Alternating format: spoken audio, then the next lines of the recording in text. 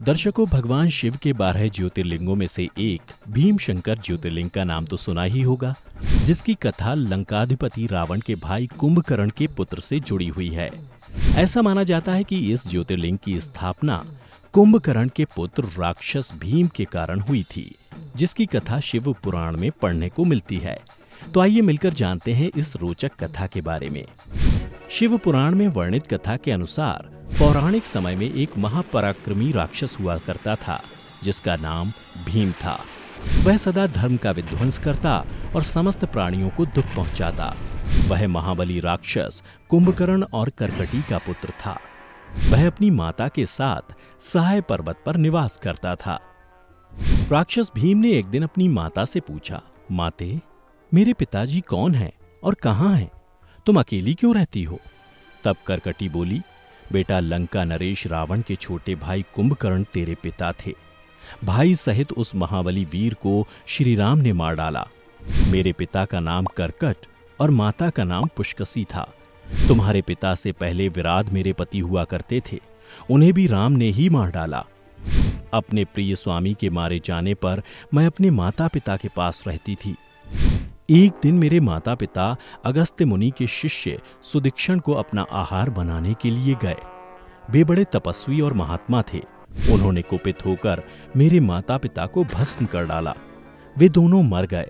तब से मैं अकेली होकर दुख के साथ इस पर्वत पर रहने लगी। मेरा कोई अवलंब नहीं रह गया। मैं असहाय और दुख से आतुर होकर यहाँ निवास करती थी। तब कुछ दिन पश्चात बल पराक्रम से संपन्न राक्षस कुंभकर्ण, जो रावण के छोटे भाई थे, यहाँ आए। वे मुझ पर मोहित हो गए और उन्होंने मेरे साथ समागम किया। फिर वे मुझे छोड़कर लंका चले गए। तत्पश्चात तुम्हारा जन्म हुआ। तुम भी पिता के समान ही महान, बलवान और पराक्रमी हो। अपनी माता की बात सुनकर पराक्रमी भीम कुपित हो यह विचार करने लगा कि मैं विष्णु के साथ कैसा बर्ताव करूं। इन्होंने मेरे पिता को मार डाला। मेरे नाना नानी भी उनके भक्त के हाथ मारे गए। विराट को भी इन लोगों ने ही मार डाला। यदि मैं अपने पिता का पुत्र हूं तो श्री हरि का अवश्य बदला लूंगा। फिर राक्षस भीम मन ही मन ऐसा निश्चय करके महान तप करने के लिए चला गया। उसने ब्रह्मा जी की प्रसन्नता के लिए 1000 वर्षों तक महान तप किया। तपस्या के साथ साथ वह मन ही मन इष्ट देव का ध्यान करता रहा। एक दिन ब्रह्मा जी उसे वर देने के लिए प्रकट हुए और बोले, वत्स भीम, मैं तुम्हारी तपस्या से प्रसन्न हूं, इसलिए तुम्हारी जो इच्छा हो उसके अनुसार वर मांगो। तब भीम ने ब्रह्मा जी को प्रणाम करते हुए कहा, देवेश्वर, यदि आप मुझसे प्रसन्न हैं और मुझे वर देना चाहते हैं तो आज मुझे ऐसा बल दीजिए जिसकी कहीं तुलना ना हो। उसके बाद ब्रह्मा जी उसे यह अभीष्ट वर देकर अपने धाम को चले गए। ब्रह्मा जी से अत्यंत बल पाकर राक्षस अपने घर आया और माता को प्रणाम करने के बाद बोला, माँ, अब तुम मेरा बल देखो। मैं इंद्र आदि देवताओं तथा इसकी सहायता करने वाले श्री का संहार कर डालूंगा। ऐसा कहकर भयानक पराक्रमी भीम पहले इंद्र आदि देवताओं को जीता और उन सबको अपने अपने स्थान से निकाल बाहर किया। तदनंतर देवताओं की प्रार्थना पर राक्षस भीम से युद्ध करने आए श्री हरि को भी युद्ध में हरा दिया। फिर देवलोक पर अपना शासन स्थापित करने के बाद पृथ्वी को जीतना प्रारंभ किया। उसने सबसे पहले कामरूप देश के राजा सुदीक्षण को जीतने के लिए गया। वहां राजा के साथ उसका भयंकर युद्ध हुआ। दुष्ट असुर भीम ने ब्रह्मा जी के दिए वर के प्रभाव से शिव भक्त महाराज सुदीक्षण को परास्त कर दिया और सब सामग्रियों सहित उनका राज्य तथा सर्वस्व अपने अधिकार में कर लिया और राजा को भी उसने कैद कर लिया। जहां महाराजा सुदीक्षण ने भगवान की प्रीति के लिए शिव की उत्तम लिंग बनाकर उनका पूजन प्रारंभ किया। इधर वह राक्षस वर के अभिमान के कारण सब धर्मों का लोप करने लगा और सबसे कहने लगा, तुम लोग मेरी पूजा करो। उसने सभी महर्षियों को भी अपने वश में कर लिया।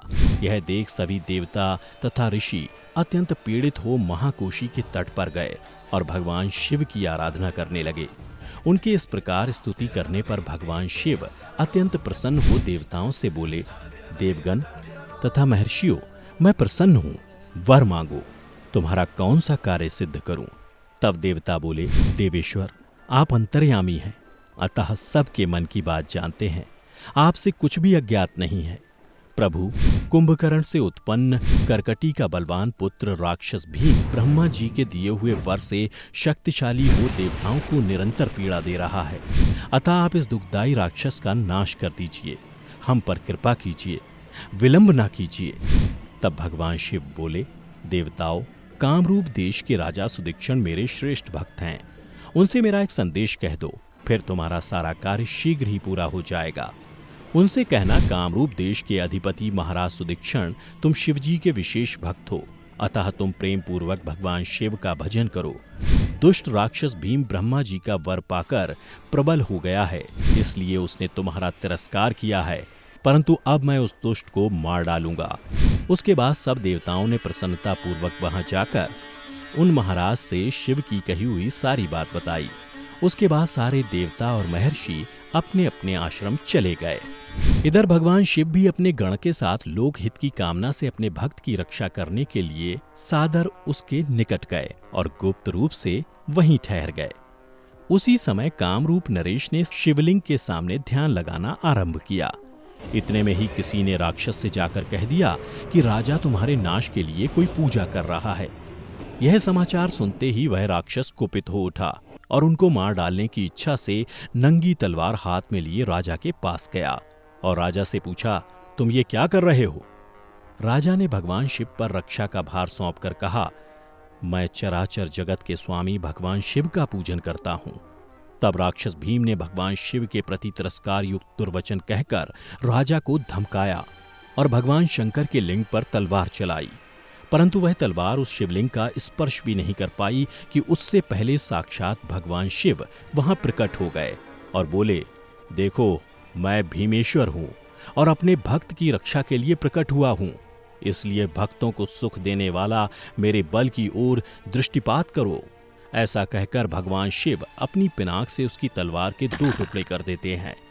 तब उस राक्षस ने अपना त्रिशूल चलाया, परंतु शिव ने उस दुष्ट के त्रिशूल के भी सैकड़ों टुकड़े कर डाले। तदनंतर शिव जी के साथ उसका घोर युद्ध हुआ, जिससे सारा जगत क्षुब्ध हो उठा। तब नारद जी ने आकर भगवान शिव से प्रार्थना की कि प्रभु शीघ्र ही इसका संहार कर डालिए। नारद जी के इस प्रकार प्रार्थना करने पर भगवान शिव ने हुंकार मात्र से उस समय समस्त राक्षसों का वध कर दिया। तदनंतर भगवान शिव की कृपा से इंद्र आदि समस्त देवताओं और मुनीश्वर को शांति मिली तथा संपूर्ण जगत स्वस्थ हुआ।